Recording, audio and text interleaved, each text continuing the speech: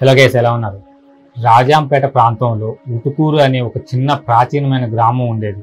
ఆ గ్రామంలో నివసించే వారంతా కూడా అమాయకులైన చెంచులు, గిరిజనులు. వాళ్ళ గ్రామం చుట్టూ కూడా ఏనుగు దంతాలను కంచెలుగా పెట్టుకునేవారు. అంటే ఆ గ్రామానికి అచ్చమైన ఏనుగు దంతాలతో కట్టిన కంచె ఉండేది. క్రూర జంతువులను చంపి వాటి కలేబరాల మధ్యలో గడ్డి గాదం లాంటివి పుక్కి అవి ప్రాణం ఉన్న నిజమైన జంతువులే అనిపించేలా ఆ కంచెకు చుట్టూ బయట పెట్టేవారు. అక్కడ క్రూర జంతువులు తిరుగుతున్నాయని భ్రమించి ఆ చుట్టుపక్కలకు మరే ఇతర జంతువులు వచ్చేవి కావు.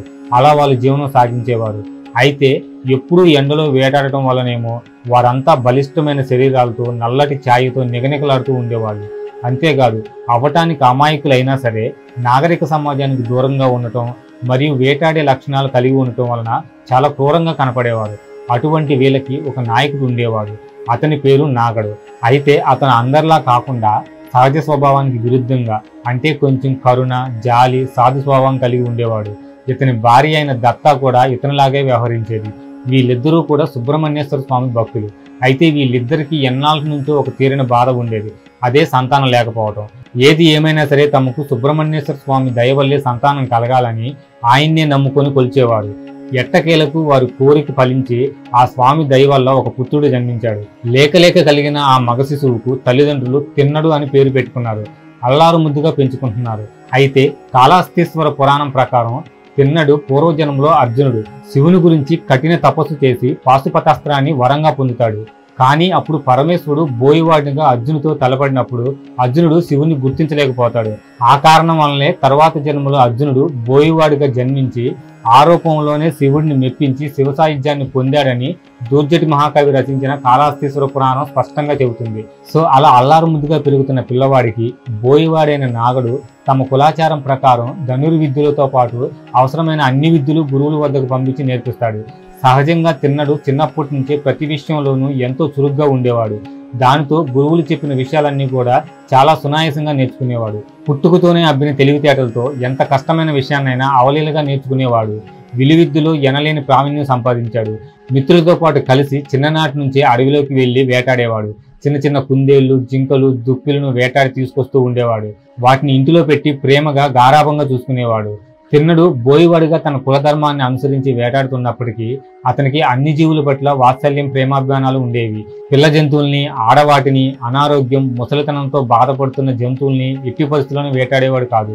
సహజమైన క్రూర స్వభావాన్ని విడనాడి కరుణాభావంతో వ్యవహరించేవాడు. కామ, క్రోధ, లోభ, మోహ, మదమాశ్చర్యాలని అరిషడ్వర్గాలను జయించి ఉన్నత మనస్తత్వంతో మెదిలేవాడు. ఇలా కాలం గడుస్తూ ఉంది. తిన్నడు 16 సంవత్సరాల వయసు వచ్చేసరికి తండ్రి వార్ధక్యంలోకి వచ్చేశాడు. అప్పటి వరకు గూడానికి నాయకుడిగా నాగడు ఎంతో సమర్థవంతంగా, న్యాయబద్ధంగా వ్యవహరించేవాడు. ఇంకా ఆ బాధ్యతలన్నీ కూడా తిన్నడికి అప్పగించాడు. ఇంతకు ముందు తిన్నడికి నాయకుడిగా ఉండటానికి ఇష్టం ఉండేది కాదు. కానీ పరిస్థితులు ఎప్పుడూ ఒకలా ఉండవు కదా.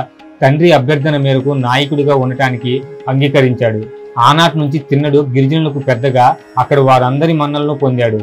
తన తోటి స్నేహితులతో కలిసి అడవి మధ్యలోకి వేటకు వెళ్తూ ఉండేవాడు. అతను ఏ జంతువునైనా గురి చూసి బాణాన్ని విడిచాడంటే తప్పక ఆ జంతువు అతనికి దక్కాల్సిందే. అలా ఒకరోజు తిన్నడు వేటాడేందుకు తన మిత్రులతో కలిసి బయలుదేరాడు. జంతువుల పాదముద్రలను బట్టి ముందుగానే వేటకు వెళ్లాల్సిన దిశను నిర్ణయించుకొని అటువైపుగా వేట కొనసాగిస్తారు. ఆ రోజు కూడా అదే విధంగా తిన్నడు ఒక పర్వత ప్రాంతం వైపు వేట కొనసాగించేందుకు బయలుదేరాడు. ఆ అడవిలో పందులు, దుప్పులు, లేళ్లు, దున్నపోతులు, ఏనుగులు, పులులు, ఎలుగుబంట్లు, ఇతర క్రూర జంతువులు మరియు సాధు జంతువులతో సహా ఉన్నాయి. తిన్నడు చేతి నుంచి దూసుకొస్తున్న బాణాలు చేసే శబ్దాలకు జంతువులు చెల్లాచెదురుగా పరిగెడుతున్నాయి. అక్కడక్కడ వీళ్ళు ఏర్పాటు చేసిన ఉచ్చులకు చిక్కిన జంతువులు అందులో నుంచి బయటకు వచ్చేందుకు విశ్వ ప్రయత్నం చేస్తున్నాయి. అయితే ఎలా జరిగిందో ఏమో తెలియదు కానీ విచిత్రంగా వలలో పడ్డ ఒక అడవి పంది తప్పించుకుంది. అది తప్పించుకోకుండా తిన్నడు బాణం వేశాడు. అయినా సరే అది తప్పించుకొని అతివేగంగా అక్కడి నుంచి పరిగెత్తుకుని వెళ్ళిపోయింది. తిన్నడికి అది అవమానంగా తోచింది. ఉక్రోషంతో ఆ పంది మీదకి బాణాలు వేశాడు. అయినా ప్రయోజనం లేకపోయింది. బాణాలన్నీ వ్యర్థమైపోయాయి. అడవి పంది దొరకలేదు. తిన్నడి ప్రధాన అనుచరులైన కాముడు మరియు నాముడితో కలిసి పందిని వెతకడానికి వెళ్తాడు. మొత్తానికి ఆ పంది వీళ్ళకు కనపడుతుంది. అంతే, ఒక్క క్షణమైనా ఆలోచించకుండా దాన్ని వేటాడటం ప్రారంభిస్తారు. అలా ఎంత దూరం పరిగెడతారో వాళ్ళకే తెలియదు. ముందు పంది, వెనక ఈ ముగ్గురు పరిగెడుతూనే ఉన్నారు. పరిగెత్తి అడవి పందికి ఆయాసం వచ్చింది. దాంతో ఇంక అది పరిగెత్తలేక అక్కడే ఉన్న ఒక చెట్టు కిందకు వచ్చి ఆగుతుంది. ముప్పు తిప్పులు పెట్టి 3 చెరువులు నీరు తాగించిన ఆ పందిని సంహరించేందుకు ఇదే అదునైన సమయం అని భావించి తిన్నడు ఒక పదునైన బాణాన్ని దానిపై ప్రయోగిస్తాడు. వెంటనే ఆ అడవి పంది నేలకూలింది. దాంతో ముగ్గురు ఊపిరి పీల్చుకుంటారు. అయితే ఇప్పటి వరకు పంది కోసం పరిగెత్తుకుంటూ వచ్చారు కదా, వాళ్ళు ఎంతగానో అలసిపోయారు. గొంతెండిపోతుంది, నాలుక పిడచగట్టిపోతుంది. దాంతో తన స్నేహితులు, తిన్నా మనం వచ్చిన ఈ కొండ అవతల ప్రాంతంలో స్వర్ణముఖి నది ప్రవహిస్తుంది, మనం వెంటనే అక్కడికి వెళ్ళి దాహం తీర్చుకోవాలి అని అంటారు. ఆ మాట వినగానే ఈ పందిని తీసుకుని స్వర్ణముఖి నది తీరానికి వెళదాం, అక్కడే దీనిని కాలుద్దాం పదండి అంటూ ముగ్గురు కలిసి వెళ్తారు. అక్కడికి రాగానే ఆ సమీపంలో ఉన్న కాళహస్తీశ్వరుని పర్వతం, దానిపై కొలువుదీరిన కాళహస్తీశ్వరుని ఆలయం కనిపిస్తాయి. ఇంతకు ముందెనుడు కూడా ఆ పర్వతం వైపుకి రాలేదు. పందిని తరుముకు రావటం వలన ఇప్పుడు అక్కడికి వచ్చారు. ఆ ఆలయాన్ని చూడగానే తిన్నడిలో ఏదో తెలియని మార్పు వచ్చేస్తుంది. మనసంతా ఎంతో ప్రశాంతతతో నిండిపోయింది అనిపిస్తుంది. ఎప్పుడో చేసిన పుణ్యం ఇప్పుడు అక్కడికి వచ్చి ఈ ప్రాంతానికి తీసుకువచ్చిందని అనుకుంటాడు. ఎలాగైనా తనలో కలిగిన ఈ వింత ఏమిటో తెలుసుకోవాలని అనుకుంటాడు. వెంటనే ఆ పర్వతాన్ని ఎక్కి ఆ ఆలయం ఎవరిదో చూడాలని నిర్ణయించుకుంటాడు. అయితే ఈలోగా తిన్నా మనకు కనిపించే ఆ ఆలయంలో కొలువైన స్వామి పేరు కుడుముదేవారు అని అంటాడు పక్కనున్న నాముడు. కాముడేమో పందిని పచనం చేయటం అంటే కోసి మాంసం తీయటం మొదలు పెడతాడు. అది పూర్తయ్యే వరకు కూడా అక్కడ ఆగలేకపోతాడు తిన్నడు. ఆ పర్వతం ఎక్కడం ప్రారంభించాడు. పర్వతం ఎక్కుతుంటే అంతకంతకు అతనిలోని సంతోషం పెరిగిపోతూ ఉంటుంది. ఎక్కే కొద్దీ తన మీద ఉన్న బరువంతా దిగిపోతున్నట్టు అనిపిస్తూ ఉంటుంది తిన్నడికి. అసలు పర్వతం మీద కాలు మోపగానే అతని యొక్క పూర్వజన్మ పాపాలన్నీ పటాపంచలైపోతాయి. అతనికి అశాశ్వతమైన దేహం మీద భ్రాంతి కూడా పోతుంది. అప్పుడు కనపడుతుంది కొండ మీద ఉన్న శివలింగం. శివలింగాన్ని చూడగానే దాని మీద అనంతమైన భక్తిభావం, ప్రేమ పుట్టుకు వచ్చేస్తాయి. అమాంతం ఆ శివలింగాన్ని భక్తి పార్వశంతో కౌగిలించుకుంటాడు. ముద్దుల మీద ముద్దులు గుమ్మరిచ్చేస్తాడు. కళ్ళ వెంట ఆనంద బాష్పాలు రాలుతాయి. అప్పటి వరకు ఇలాంటివి పెద్దగా తెలియదు అతనికి. ఆ క్షణంలోనే భగవంతుడితో మమేకం అవ్వాలన్న ఆరాటం మొదలవుతుంది. అప్పుడు అనిపిస్తుంది అతనికి, ఎప్పటి నుంచో నా మనసు నాకు తెలియకుండానే అన్వేషిస్తున్నది ఈ స్వామినే అని. పరమేశ్వర, ఈ దట్టమైన అడవిలో ఎవరి సాయం లేకుండా ఇన్నాళ్ళు ఒంటరిగా ఎలా ఉన్నావు? నీకు ఆహారం ఎవరు పెడుతున్నారు? ఒక్క వేటకు వస్తేనే ఎంతో మందిని తోడు తెచ్చుకుంటాం మేము. అలాంటిది ఈ కొండ ప్రాంతంలో నట్టడివిలో ఎవరూ లేకుండా దిక్కులేని వాడిలా ఇలా దీనంగా పడి ఉన్నావా? ఇప్పటి నుండి నీకు నేను తోడు ఉంటానని అంటాడు. నీకు ఆకలిగా ఉన్నట్టుంది, వెంటనే నేను వెళ్ళి నీ కోసం ఆహారం తీసుకొస్తాను అని అక్కడి నుంచి వడివడిగా నడుచుకుంటూ కొండ దిగుతాడు. అక్కడ కాముడు వండిన పంది మాంసం సిద్ధంగా ఉంటుంది, వేడివేడిగా ఉంటుంది. ఇక్కడ వండటం అంటే మనలాగా వండుకున్నట్లు కాదు. వాళ్ళు ఆటవికులు కదా, మాంసాన్ని కాల్చుకొని అలాగే తినేస్తారు. అలా ముందు తిన్నడు దాని రుచి చూసి శివుడి కోసం కొద్దిగా పక్కన పెట్టుకుంటాడు. అప్పుడు పక్కనున్న నాముడు, తిన్న పరమేశ్వరుడు ఏదైనా తినే ముందు ప్రతిదినం నీటితో అభిషేకం చేయించుకుంటాడని, పూలతో అర్చనను చేయించుకుంటాడని చెబుతాడు. అది విన్న తిన్నడు వెంటనే నది ఒడ్డుకి వెళ్లి నోటి నిండా నీళ్లను నింపుకొని తాను సేకరించిన చిన్న అడవి పూలను తలపై పెట్టుకొని వండిని పంది మాంసాన్ని చేతిలో ఉంచుకొని విల్లు బాణాలతో సహా తిన్నగా శివలింగం ఉన్న చోటుకి వెళ్ళిపోతాడు. అక్కడ నోటిలో నింపుకున్న నీటిని నోటితోనే శివుడిపై వదులుతాడు. అదే శివునికి అభిషేకం అవుతుంది. ఆ నీటిని ఆనందంగా స్వీకరిస్తాడు శివుడు. తలపై ఉంచుకున్న పూలతో శివుణ్ణి అలంకరించాడు. అదే శివునికి అర్చన అయ్యింది. తర్వాత తాను తెచ్చిన పంది మాంసాన్ని నైవేద్యంగా స్వీకరించమని శివలింగం ముందు పెట్టాడు. అదే ఆయనకు నైవేద్యం అవుతుంది. ఏ ఇతర మనిషి గాని ఏ జంతువులు గాని అక్కడికి రాకుండా గుడిద్వారం వద్ద కాపలాగా నిలబడతాడు. అలా ఆ రోజు గడిచిపోతుంది. చీకటి అవటం మూలాన రేపు ఉదయాన్నే వెళ్ళవచ్చని అందరూ కూడా అక్కడే ఉండిపోతారు. తిన్నడు మాత్రం శివలింగాన్ని కౌగిలించుకొని అలాగే పడుకుంటాడు. తిన్నడి ప్రవర్తన చూసి అతని స్నేహితులు అయినటువంటి నాముడు, కాముకుడికి మతిపోతుంది. తిన్నడిలో వచ్చిన ఈ మార్పును చూసి మతి చెలించింది అనుకుంటారు. తిన్నా, ఏమిటి ఈ పిచ్చి పని? ఏం చేస్తున్నావు? అసలు నువ్వు మా బోయిదొరవేనా? పద మనం గూడానికి వెళ్ళిపోదాం అంటూ వారు అతనికి సర్ది చెప్పబోతారు. ఎంత మాత్రం వారి మాట వినకుండా వెళ్ళిపోతాడు తిన్నడు. దాంతో ఆశ్చర్యపోయిన వాళ్ళు వెంటనే తిన్నడి తల్లిదండ్రుల దగ్గరికి వెళ్ళి మొత్తం ఇక్కడ జరిగిందంతా పూసకొచ్చినట్టు చెబుతారు. తక్షణమే తల్లిదండ్రులు ఇక్కడికి వచ్చి తిన్నడిని ఇంటికి తీసుకెళ్దాం అనుకుంటారు.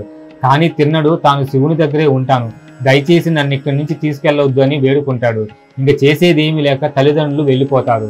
ఇక్కడ తన దైవానికి ఆహారం తీసుకొచ్చేందుకు తిన్నడు వెళ్ళిన సమయంలో ఆలయ పూజారి ప్రతిరోజులాగానే శివుడికి అర్చన చేసేందుకు ఆలయానికి వచ్చాడు. అక్కడున్న మాంసపు ముద్దలు తదితర అపవిత్ర పదార్థాలన్నీ చూసి ఎవరో దేవాలయాన్ని అపవిత్రం చేసినట్టున్నారని భావించి నివేరపోతాడు. ఆ పూజారి ఆగమ శాస్త్రంలో చాలా నిష్ణాతుడు. అక్కడ ఉన్న మాంసం మొదలైన వాటిని తొలగించి మంత్రయుక్తంగా సంప్రోక్షణ చేసి ఆలయాన్ని శుద్ధి చేస్తాడు. అతను కూడా తిరిగి స్నానం చేసి మడికట్టుకొని కుండలో తెచ్చిన స్వర్ణముఖి జలంతో అభిషేకం చేసి పూలతో అలంకరించి విభూతి దిద్ది పళ్ళు మధుర పదార్థాలను స్వామికి నివేదించి అక్కడి నుంచి వెళ్ళిపోతాడు. పూజారి వెళ్ళగానే తిన్నడు మళ్ళీ స్వామికి నివేదించేందుకు వేటాడిన మాంసం తీసుకొస్తాడు.